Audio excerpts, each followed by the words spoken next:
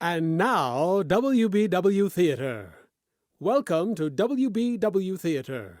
Listen to a series of radio dramas, comedies, mysteries, thrillers, westerns, all dedicated to preserving the golden age of radio. Those thrilling days of yesteryear, way back when families gathered together around the living room radio to join the theater of the mind.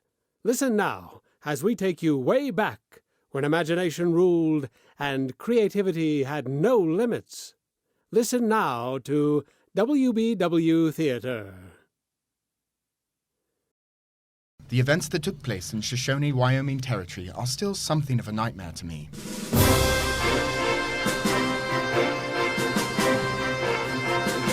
Frontier Gentlemen. Herewith an Englishman's account of life and death in the West. As a reporter for the London Times, he writes his colorful and unusual stories. But as a man with a gun, he lives and becomes a part of the violent years in the new territories. This is the story of J.B. Kendall, Frontier Gentleman. This report to the readers of the London Times will explain why recent dispatches have been delayed. The story of my journey to Yellowstone National Park began with the coach of the Yellowstone stage line pulling into the town of Shoshone, midway point between Bear Claw and the National Park. Beside myself, the coach carried a Mr. and Mrs. Willis of Baltimore and a thin, young man of about 25, whose name was Black.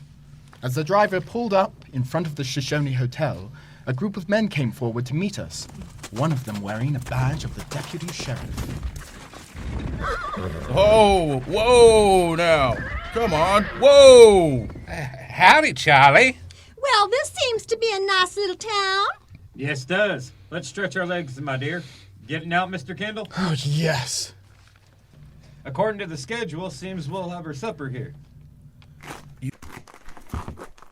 boys looking for somebody? That's right, Charlie. You tell your passengers just to take it easy, have them go into the hotel lobby. Right. Folks, Mr. Kendall, Mr. Willis. Yes? This here's C.B. Beljoy. He's deputy sheriff. Says for you all to go into the hotel. Well, suppose we don't want to. Well, then, Mr. Black, I reckon you'll have to take that up with him. That right, C.B.? Mister, you wearing a gun? No? Well, then you got no choice, have you? Now, you go on with the others. Just wait in the lobby. The sheriff... Oh, no. Here he comes right now. Oh, Henry, look at him. He's so Mostly on a person. Great day. You Clyde boy, mine son, did fine, thank you, fine. Son of mine, CB. Howdy, Sheriff. Charlie. Hope you ain't put out too much. No, sir. We can lay over here tonight if you say so. Good. These passengers, Clyde, son of mine. That's right, Pa. Yeah, ragtail bunch of, well, let's get it over with. You folks go on in the lobby now. Go on.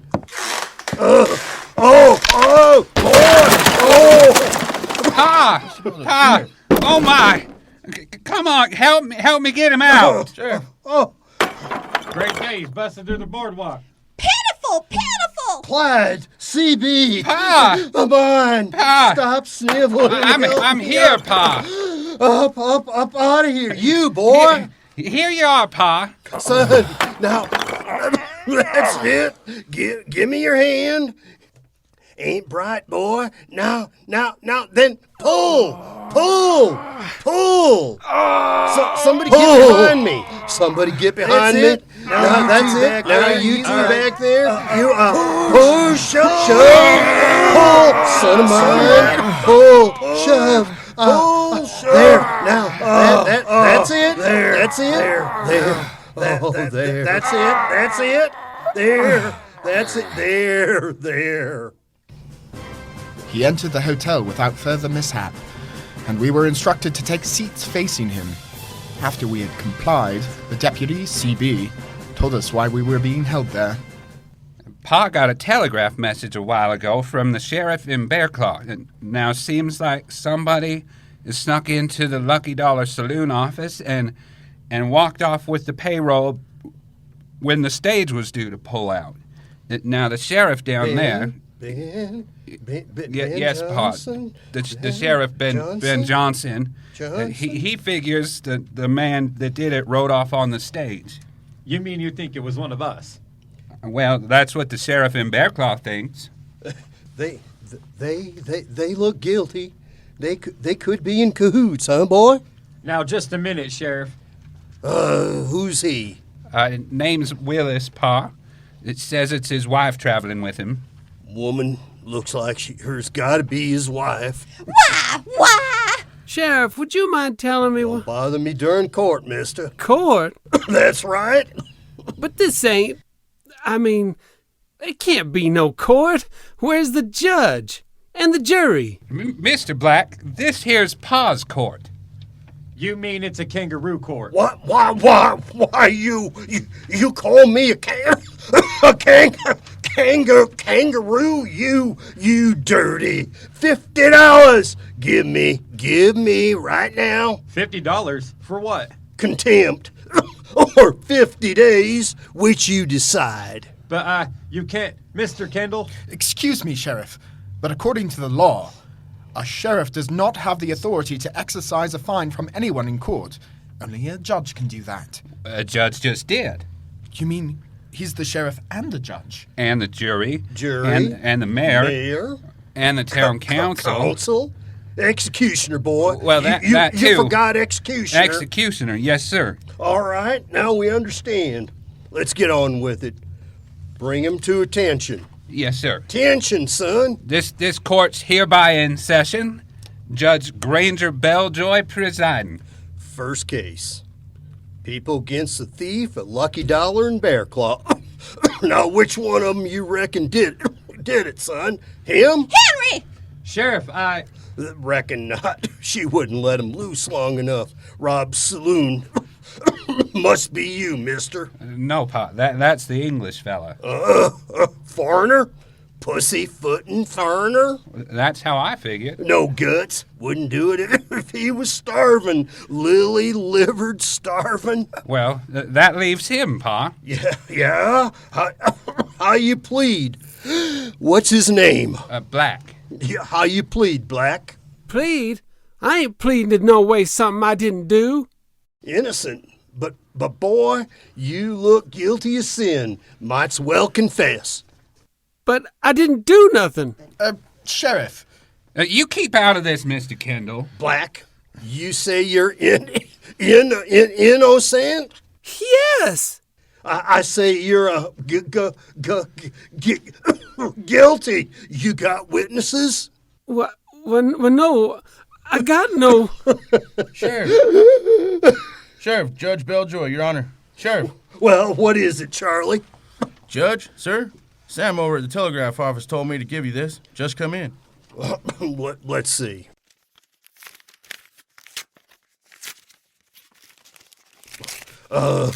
From the sheriff. Bearclaw. Man robs saloon known to be tall. Regards John's... Tall? That lets me out. Yeah, it sure does. It's got to be the Englishman, then, Pa. Now, just a minute. Kendall, don't you try nothing. Henry, help him! how? Grab hold of that Englishman, boy. I don't need to, Pa. He tries anything, I'll ventilate him with this here shooting iron. Good, son of mine, good. Yeah, Kendall, I hereby sentence you to a term 2 years, my jail. Being incarcerated in the Shoshone jail wasn't the most pleasant experience, but I did manage to sleep.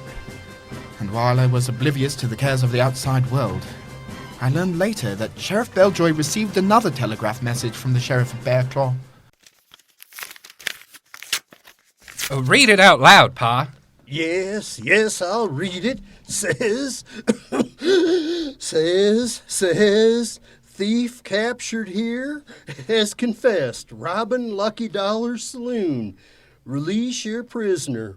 Signed, Johnson.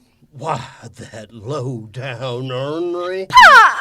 That mean I ain't gonna have nobody to learn me manners and the like? Yes, you are, child. Your pa promised you. And there ain't nobody as makes a good teacher of manners and such as a foreigner. Ain't that right, Granger? I'm gonna have to let him go. Why? Why can't you just pretend you didn't get no message? Well, you know why, woman? You let him go? What's gonna become of me, Pa? That's right. Look at her. Your own flesh and blood image. Poor thing. You think anybody's gonna pay her any mind when she ain't even got good mannered learning? Now, Lorene, sweet potato mine, you... Don't you lard up to me. Woman, it ain't my fault. You don't want me to have no learning, no English learning or nothing. Honey, Pot, I do, but... You want your daughter to have the best, then you'll tear up that message. You'll make believe you never even got it. And the Englishman will be made a trustee like you promised. And he'll learn me all he knows whether he likes it or not. Granger, Beljoy, you tear it up. Woman, you females, critters. Ma, he's doing it. Oh, Pa. Don't overexcite yourself, honey Pa. Best to be getting along to bed now. Yes, Mom. Night, Pa. Night. You done right for her. And after a year or so, Englishmen might even get used to her. Might even decide to stay here permanent. This morning, following my arrest, I was served an unusually tasty breakfast by an unusually beefy young woman named Mercy Day Beljoy. Between giggles, she managed to indicate that she admired foreigners. About an hour later, I was taken, under guard, into Sheriff Beljoy's office. Here he is, Pa. Kendall, I'm gonna come to the point. If I can, daughter, mine, Mercy Day, and her mother wants you should learn her proper. Boy, tell him. What Pa means, Mr. Kendall, is that he is offering you a chance to be somebody around here, a trustee. Come and go as you like, as long as we have your words that you won't run off. Yeah. Now, how about it? You got something to say, ain't you? I have more than something to say. Sheriff, has it ever occurred to you that I might have friends, business associates and the like, who will note my disappearance and start asking questions? Like who? Yeah, like who? For your information, I happen to be a duly accredited correspondent of the London Times. Now, what's that mean, Pa? Duly accredited. Means his credit's good. Oh, is that so? That's not so.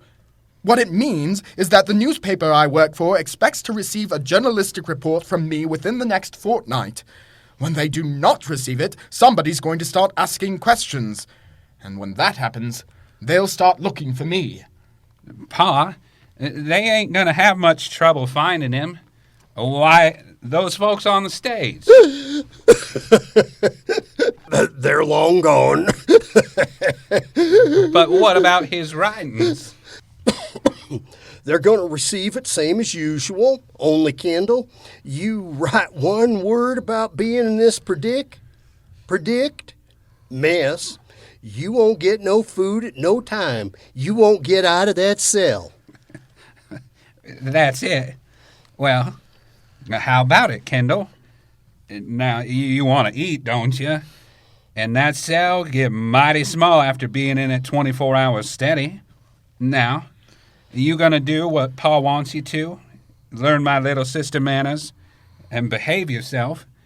Or are you gonna stay in that cell? I don't seem to have much of a choice, do I? No, sir. You sure don't. The first lesson was arranged in the Beljoy backyard. I was escorted to the house, then turned loose in Mercy Day's lair. She was eager, one can say that for her, and she tried hard. Miss Mr. Kendall. I just love the way your lip curls up when you talk. Say it again for me. How now, brown cow? That's it. Oh, that's so pretty. Oh, there's my mom. I want her to hear that piece. Ma! This man's learning me so good! Fine, honey pie. How now, brown cow? Ain't that just the stuff? That's fine. She's doing fine, ain't she, mister? Well, why, quite nicely. Now, what about her manners? You ain't forgetting her manners, are He you? sure ain't. He already done told me a lady don't spit in front of a man, no matter how much she wants to. Well, I declare. What's she supposed to do? That's right. You didn't tell me that, mister. What's she supposed to do? The lessons continued, and as the days passed, my hope for an early rescue waned. Even if someone did come to Shoshone to inquire about me, Beljoy would deny ever having seen a journalist from England. And as for my reports to the Times, well, Mercy Day was a good cook, and I dislike going hungry. So the reports were sent off per contract, except for one small detail. Those mailed by Beljoy were almost verbatim copies of the first reports I sent home after arriving in this western wilderness. Sooner or later, someone would arrive to inquire about me. But when help did come, it was from an unexpected quarter. Kendall, you come on out of there. My pa wants to talk with you. Oh, what about? You'll see. And I sure pity you. Why, he's sitting in the office with a bottle of whiskey in front of him. His face is so red it looks like he's gonna explode. Ornery, concerned, fool maker, female stealer. No, Pa. He ain't none of those things.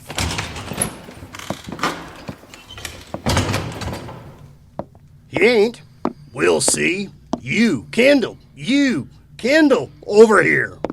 Well, Mr. Kendall, how charming to see you.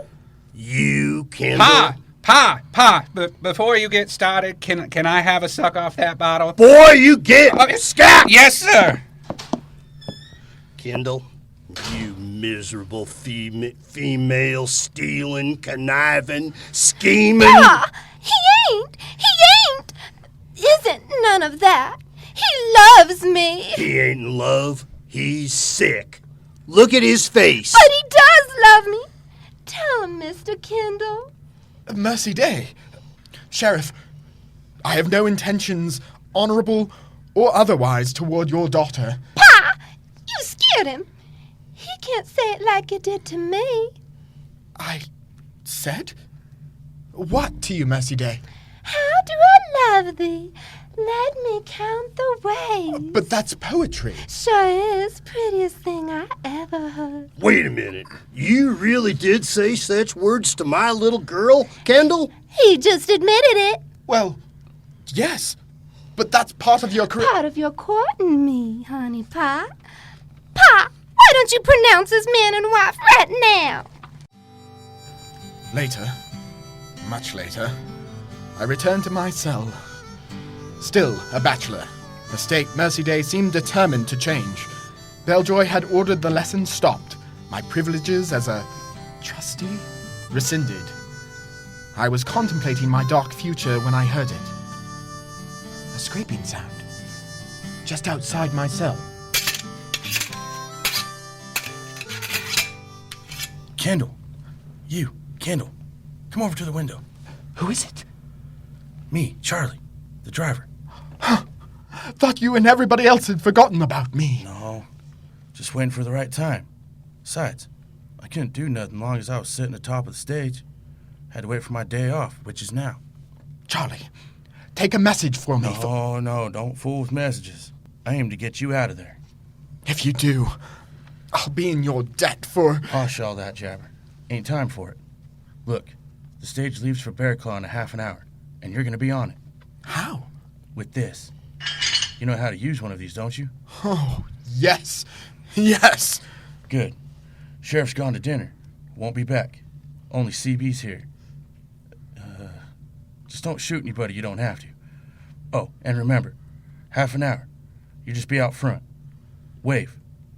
The stage will stop. I won't be driving, but it's all set so you can get aboard.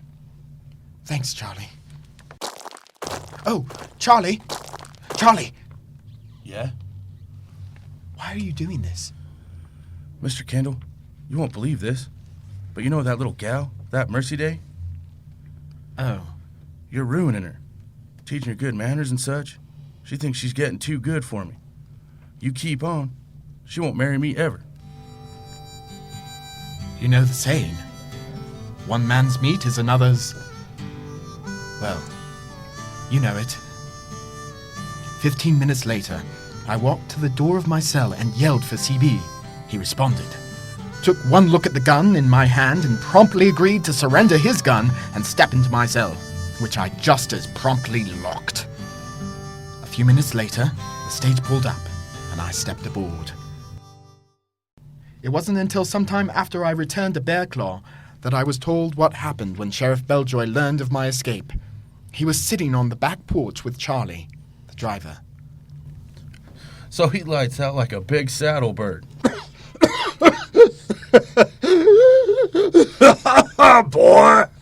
Boy, good. Fell for it, huh? Really thought he was escaping. Oh, my pussyfooter. Oh, you, Charlie. Remember now, the women gotta think he really escaped. Yes, sir. Don't worry. I'll remember. Good. Maybe someday you'll be assistant deputy. You like that, Charlie boy? Like it? Yes, sir, Mr. Beljoy. That'd be just fine. Sticky females. Bad enough having them practice manners, talking, English. You know, Charlie, boy, I couldn't spit in front of them anymore. No. Fact. If you think I'd let that giggle patch daughter of mine marry up with something like him, a pussy-footin' foreigner, boy, you driver, Charlie boy, how you like to be my son-in-law, Charlie? Why, Sheriff, Judge, Mayor? Mayor, I'd like it just fine. Good. Son-in-law, mine, Charlie. Good, Charlie boy. Frontier Gentlemen was produced and directed by Dennis Moore and stars James Christian Morris as J.B. Kendall. Ron Houseman was also heard as Sheriff Beljoy. The story was written by Charles B. Smith. Featured in the cast were Ryan Kiernan, Rio Van Zant, Stephanie Iris Rose, Brandon Frew, David Bodcher, Sheldon Smith, and Kathy Tidwell.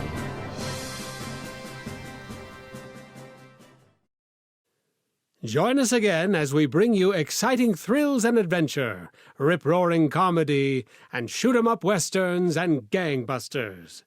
Next time, when your imaginations will be invited into the theater of the mind with WBW Theater.